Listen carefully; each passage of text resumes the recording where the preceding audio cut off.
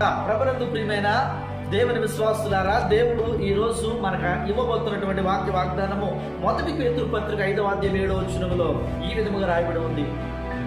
మీ చింత యావత్తు ఆయన మీద వేయండి అనే మాట ఇక్కడ చాలా స్పష్టంగా దేవుడు శ్రమించున్నాడు. ప్రతి మానవుడికి లోకంలో అనేకమైన చింతలు ఉన్నాయి, అంటే భారాలు ఉన్నాయి, ఎన్నో కష్టాలు ఉన్నాయి, ఎన్నో ఇబ్బందులు ఉన్నాయి, ఎన్నో ఆలోచించిన తీరని సమస్యలు ఉన్నాయి.